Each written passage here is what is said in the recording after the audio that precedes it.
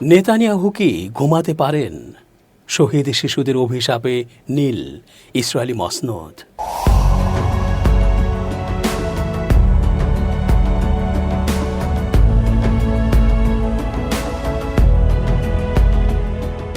আসসালামু আলাইকুম প্রিয় দর্শক, আমন্ত্রণ আজকের আলোচনায়। চেঞ্জ টিভির আন্তর্জাতিক চোখ অনুষ্ঠানে এস.জি. রতন স্বাগত জানাচ্ছি। এক ভয়াবহ পরিস্থিতি গাজাতে, যা আর ভাষায় ও লেখনীতে প্রকাশ করার মতো করে অবস্থায় নেই। নেতানিয়াহু নিজ দেশেই কোণঠাসা অবস্থায়, জিম্মিদের করুণ আরতির কাছে যেন বন্দী। অপরদিকে গাজার শিশুরা যে নির্মমতার মধ্য দিয়ে অতিক্রম করছে, তা যেন এক বলে শেষ না করতে পারা হাহাকার। আর যারা চলে গেছে শহীদ হয়ে, তারা কখনো কি ক্ষমা করবে নেতানিয়াহুকে? ওই পশ্চিমাদের যারা জেনে বুঝে হত্যা করেছে নিষ্পাপ এই ফুলগুলোকে? নেতানিয়াহু কি সত্যি সত্যি রাত্রে ঘুমাতে পারেন? ইসরায়েলের প্রধানমন্ত্রী বেনিয়ামিন নেতানিয়াহুর বিরুদ্ধে গাজায় জিম্মি থাকা ইসরায়েলিদের পরিবারের সদস্যদের ক্ষোভ আরও জোরালো হয়ে উঠেছে। ফিলিস্তিনে ইসরায়েলের স্থল অভিযান ও প্রাণঘাতী বোমা হামলায় তাদের প্রিয়জনদের মুক্তি পাওয়ার বিষয়টি চরম ঝুঁকিতে পড়ায় নেতানিয়াহুর সমালোচনা করছেন তারা। গেল শনিবার তেল আবিব, শার হানেগেভ জংশন, কিরিয়াত গাত ও জেরুজালেমের রাস্তায় নেমে আসেন বিক্ষোভকারীরা। হোস্টেজেস অ্যান্ড মিসিং ফ্যামিলিজ ফোরাম এর সদস্যরা অভিযোগ করেন, ইসরায়েল সরকার তাদের প্রিয়জনদের নিরাপদে দেশে ফেরানোর চেয়ে যুদ্ধকে অগ্রাধিকার দিচ্ছে। এদিন এক বিবৃতিতে ফোরামের সদস্যরা বলেন, আমাদের দাবি নীতি নির্ধারকেরা যেন অবিলম্বে আলোচনার টেবিলে ফিরে আসেন এবং একটি চুক্তি না হওয়া পর্যন্ত সেই আলোচনা চালিয়ে যান, যেন আমাদের সব প্রিয়জনকে নিরাপদে ফিরিয়ে আনা যায়। সম্প্রতি তেল আবিবে আয়োজিত বিক্ষোভ সমাবেশে যারা বক্তব্য দিয়েছেন, তাদের একজন আইনাভ জাঙ্গাউকার। তিনি গাজায় জিম্মি মতান জাঙ্গাউকারের মা। সমাবেশে নেতানিয়াহুকে সরাসরি উদ্দেশ্য করে আইনাভ বলেন, বলুন তো মাননীয় প্রধানমন্ত্রী, আপনি কিভাবে রাতে ঘুমাতে যেতে ও সকালে ঘুম থেকে উঠতে পারছেন? আপনি 58 জন জিম্মিকে অবহেলায় ফেলে রেখেছেন। এমনটা জেনেও কিভাবে আয়নায় নিজের চেহারাটা দেখেন? বিক্ষোভকারীদের হাতে থাকা ব্যানারে লেখা ছিল, লড়াই জিম্মিদের মৃত্যুর দিকে ঠেলে দিচ্ছে। গত কয়েকদিনে ইসরায়েলি জিম্মিদের পরিবারের মধ্যে ক্ষোভ আরও বেড়েছে। বিশেষ করে নেতানিয়াহু দেশটির অভ্যন্তরীণ গোয়েন্দা সংস্থা শিন বেতের নতুন প্রধান হিসেবে মেজর জেনারেল ডেভিড জিনিকে মনোনীত করায় তারা ক্ষুব্ধ হয়েছেন। ইসরায়েলের চ্যানেল 12-এর প্রতিবেদনে বলা হয়, ডেভিড জিম্মি মুক্তি সংক্রান্ত যে কোনো চুক্তির বিরোধিতা করেছেন। ইসরায়েলি সেনা কর্মকর্তাদের সঙ্গে এক বৈঠকে তিনি বলেছেন, আমি জিম্মি মুক্তি চুক্তির বিপক্ষে। এটি অর্থাৎ গাজা যুদ্ধ একটি চিরন্তন যুদ্ধ। গেল শুক্রবার এক বিবৃতিতে ফোরাম বলেছে, অপহৃত ব্যক্তিদের পরিবার মেজর জেনারেল জিনির বক্তব্যে ক্ষুব্ধ। যদি এ তথ্য অর্থাৎ তার বক্তব্য সত্য হয়, তবে এটি অত্যন্ত উদ্বেগের ও নিন্দনীয়। কারণ এমন একজন ব্যক্তি কথাগুলো বলেছেন, যিনি অপহৃত পুরুষ ও নারীদের ভাগ্য নির্ধারণ করবেন। সংগঠনটি আরও বলেছে, অপহৃত ব্যক্তিদের উদ্ধারের চেয়ে নেতানিয়াহুর যুদ্ধকে অগ্রাধিকার দিচ্ছেন এমন এক ব্যক্তিকে শিন বেতের প্রধান নিয়োগ দেওয়ার মানে পুরো ইসরায়েল জাতির সঙ্গে অন্যায় ও এক ধরনের অপরাধ সংগঠন করা। জর্ডানের আম্মান থেকে আল জাজিরার প্রতিবেদক হামদা সালহুত বলেন, নেতানিয়াহুর নতুন নিয়োগপ্রাপ্ত ব্যক্তি গাজায় আরও সামরিক চাপ ও যুদ্ধের মাত্রা বাড়াতে চান, আর এ কারণেই তাকে বেছে নেওয়া হয়েছে। এই প্রতিবেদক আরও বলেন, গাজায় অবরোধ তুলে নেওয়া, যুদ্ধ পুরোপুরি বন্ধ করা ও সামরিক অভিযানের সম্প্রসারণ থামানোর জন্য কয়েক সপ্তাহ ধরে নেতানিয়াহুর ওপর আন্তর্জাতিক পর্যায়ে ব্যাপক চাপ তৈরি হয়েছে। ইতিমধ্যে ইসরায়েল সেনাবাহিনী বলেছে, যেসব ব্রিগেডকে ডাকা হয়েছিল তারা এখন গাজার ভেতর অভিযান চালাচ্ছে। জিম্মিদের পরিবারগুলোর বক্তব্য, এই জোরালো হামলা অব্যাহত থাকলে বেঁচে থাকা জিম্মিরাও প্রাণ হারাবেন। তবে নেতানিয়াহু এখন পর্যন্ত ইসরায়েলের ইতিহাসে সবচেয়ে ডানপন্থী সরকারের নেতৃত্ব দিচ্ছেন। নেতানিয়াহু সরকারের বড় অংশই যুদ্ধবিরতির বিপক্ষে এবং তারা এই যুদ্ধের অবসান চায় না।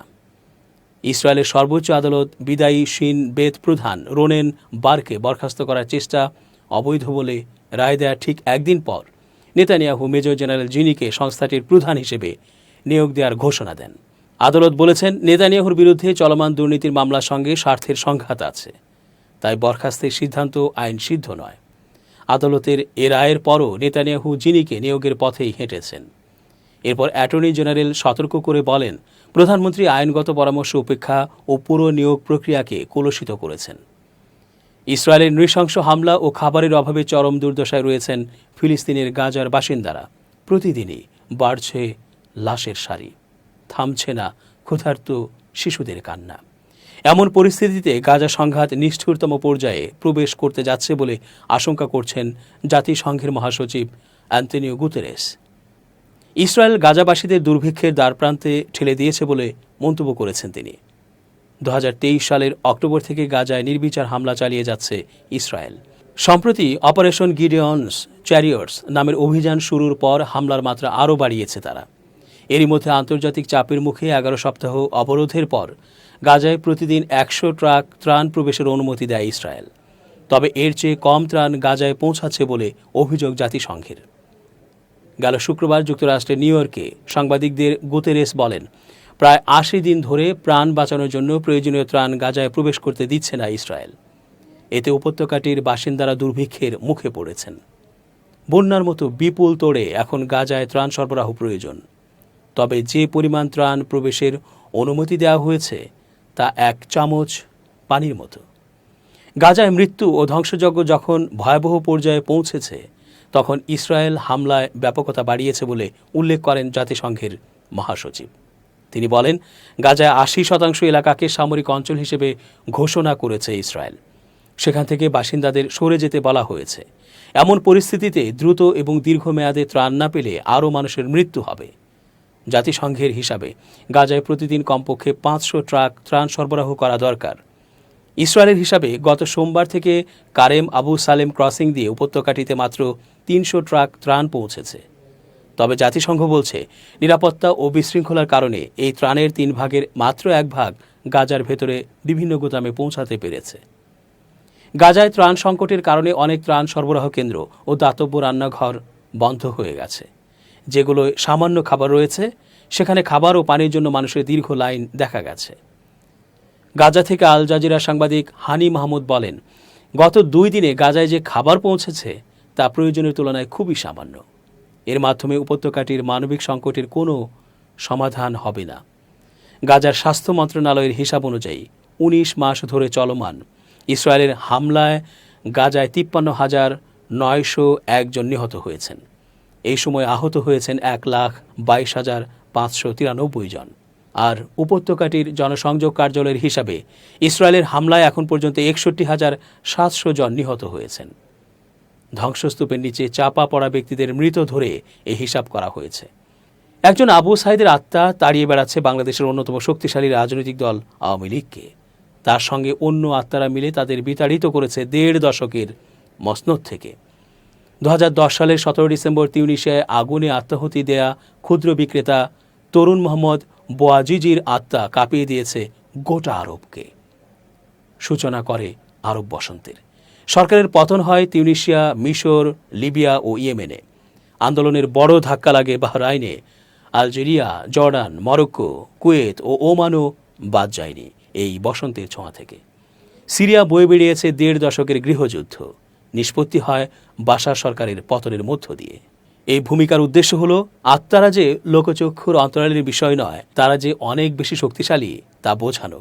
অর্থাৎ নিপীড়নের মাধ্যমে কোনো আত্মাকে দেহ থেকে তাড়িয়ে দিলেও তা জায়গা করে নেয় জীবন্ত অনেক আত্মার মধ্যে, সুপ্ত থাকে ইতিহাসের পাতায়। আলোচনা হয় পাঠচক্রে, আদর্শবাদীদের সভায়। এভাবে লোকান্তরের আত্মারা আবার রসদ হয়ে জীবন্ত হয়ে ওঠে বিদ্রোহে, বিপ্লবে। গাজার আকাশে যখন ইসরায়েলের বোমা শব্দ প্রতিধ্বনিত হয়, তখন সেখানকার শিশুদের কান্না সেই শব্দকে ছাপিয়ে যায়।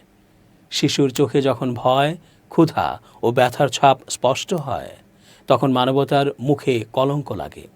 2023 সালে 7 অক্টোবর থেকে শুরু হওয়া ইসরায়েলি আগ্রাসনে গাজায় এ পর্যন্ত 16,000-এর বেশি শিশু নিহত হয়েছে। প্রতিদিন গড়ে 100টি শিশু নিহত বা আহত হচ্ছে। এই সংখ্যা শুধু পরিসংখ্যান নয়, প্রতিটি সংখ্যা একটি জীবন্ত স্বপ্নের অপমৃত্যু। রয়টার্সের এক প্রতিবেদনে বলা হয়, গত কয়েক মাসে 29 শিশু ও বয়োজ্যেষ্ঠ ব্যক্তি খাদ্যাভাবে মারা গেছে। অন্যদিকে 23 মে ফিলিস্তিন কর্তৃপক্ষ জানিয়েছে, তার আগের 2 দিনে গাজায় অনাহারে মারা গেছে 29 শিশু ও বয়োজ্যেষ্ঠ ব্যক্তি। এর থেকে অনুমান করা যায়, গাজা খাদ্যাভাবে অনাহারে মারা যাওয়া শিশুর সংখ্যা অনেক। ধারণা করতে পারেন, যে গ্রহে প্রতিদিন টনে টনে রান্না করা খাবার অপচয় হচ্ছে, সেই গ্রহে একটি শিশু ঘন্টার পর ঘন্টা খাদ্য পানির অভাবে ছটফট করতে করতে মারা যাচ্ছে? খাদ্য ও ওষুধের সংকটে গাজার শিশুরা মারাত্মক অপুষ্টিতে ভুগছে। নথিবদ্ধ হিসাব মতে সেখানে চলতি বছরের মার্চ পর্যন্ত ৫৭টি শিশু অপুষ্টির কারণে মারা গেছে। জাতিসংঘের পূর্বাভাস অনুযায়ী আগামী বছর নাগাদ সেখানে ৭১,০০০ শিশু তীব্র অপুষ্টিতে আক্রান্ত হতে পারে। বিভিন্ন স্থিরচিত্র ও ভিডিওতে প্রকাশিত শিশুদের ছবি দেখে বোঝার উপায় নেই তারা যে বেঁচে আছে। কঙ্কালসার বাচ্চাগুলোকে দেখলে মনে হয় প্লাস্টিকের এলিয়েনের বাচ্চারূপী কোনো পুতুল বিছানায় পড়ে আছে। গাজায় আহত শিশুদের মধ্যে অনেকেই চিরস্থায়ী প্রতিবন্ধকতার শিকার। ২০২৪ সালের এক হিসাবে দেখা গেছে সেখানে প্রতিদিন গড়ে ১৫টি শিশু বিস্ফোরক অস্ত্রের কারণে গুরুতর আঘাত পেয়েছে, ফলে তাদের দীর্ঘমেয়াদী পুনর্বাসনের প্রয়োজন। এই শিশুদের অনেকেই হাত বা পা হারিয়েছে, কেউ কেউ দৃষ্টিশক্তি বা শ্রবণ শক্তি হারিয়েছে। চলতি বছরের শুরুর দিকের হিসাব, ইসরায়েলি নিষ্ঠুরতার ফলে গাজায় কমপক্ষে ৩৮,০০০ শিশু এতিম হয়েছে। তাদের কেউ মায়ের কোল হারিয়েছে, কেউ বাবার স্নেহ, কেউ আবার উভয়কেই। এই শিশুরা এখন অনিশ্চিত ভবিষ্যতের দিকে তাকিয়ে আছে, যেখানে নেই নিরাপত্তা, নেই ভালোবাসা। এদের অভিশাপে কি পড়বে না নেতানিয়াহুর অহংকারী রূপ, মসনদ, ক্ষমতার আলোয়? দর্শক, আজ এ পর্যন্তই। শুভকামনা।